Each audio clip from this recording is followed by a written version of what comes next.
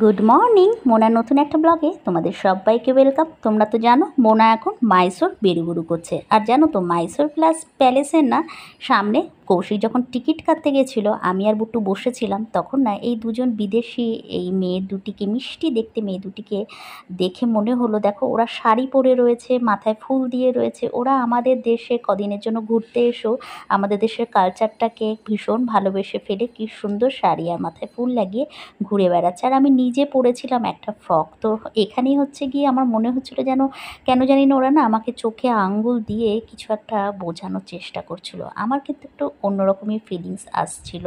তো যাই হোক, একটু এই যে ঢুকেই প্রথমে না ডান দিকে একটা মন্দির রয়েছে, আর এরপরে আমরা আস্তে আস্তে মাইসোর প্যালেসের দিকে এগোবো। আর মাইসোর প্যালেসের ভেতরে কিন্তু কিচ্ছু নিয়ে যাওয়া যায় না, জাস্ট আমার কাঁধে ছোট্ট পার্সটা নিয়ে যেতে পেরেছিলাম। বাকি জুতো, বড় ব্যাগ থাকলে সব কিছু কাউন্টারে রাখতে হতো। আর জানো তো এই মাইসোর প্যালেসে কিন্তু 10 বছর, ঠিক আজ থেকে 10 বছর আগে আমারও অনেক এখানে স্মৃতি জড়িয়ে রয়েছে। আশা করি কৌশিকেরও জড়িয়ে রয়েছে। তো আমাদের দুজনেরই এখানটা আগে কিন্তু বেড়াতে আসা হয়েছিল, বাট দুটো আলাদা আলাদা মানুষের সাথে। আর সেখানে ফটোগুলো সব আলাদা আলাদা মানুষের সাথে তোলা ছিল।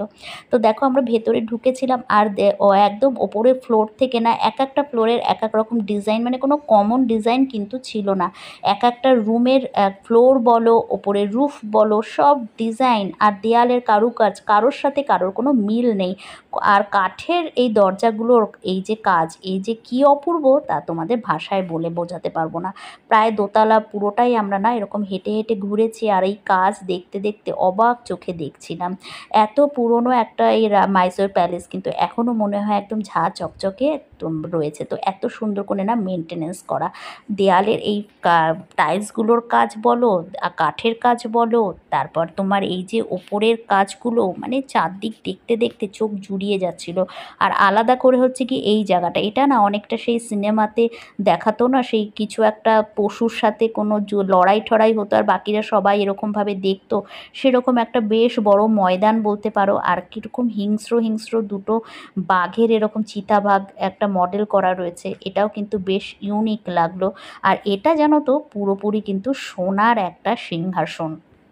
আর মাইসোর প্যালেস ঘুরতে ঘুরতে একদম পুরনো জগতে, পুরনো যুগে চলে যাচ্ছিলাম। ভেতরটা ভীষণ ঠান্ডা ছিল, আমাদের কোনো অসুবিধা হয়নি। আর দেখতে দেখতে ঘুরতে ঘুরতে বুঝতেই পারিনি আমরা কখন গ্রাউন্ড ফ্লোর থেকে ফার্স্ট ফ্লোরে গিয়ে ঘুরে তারপরে আবার নিচেও নেমে এসেছিলাম। কোনো রকম কিন্তু আমাদের পা ব্যথা কিচ্ছু হয়নি। প্যালেস আমাদের ঘোরা এই যে কমপ্লিট।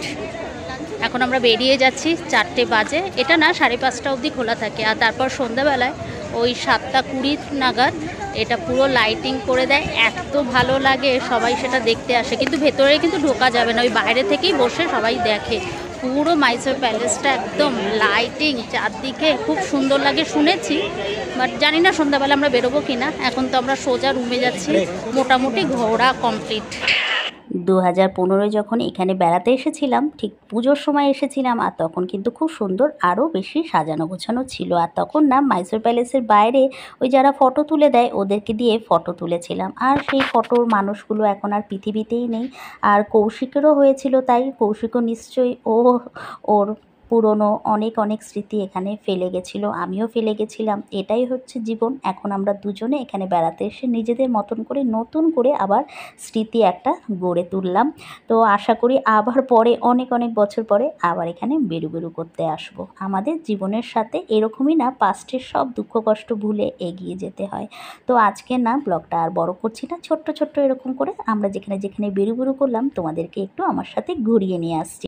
সবাই আমার সাথে থেকো। আজকে মতন টাটা, বাই বাই।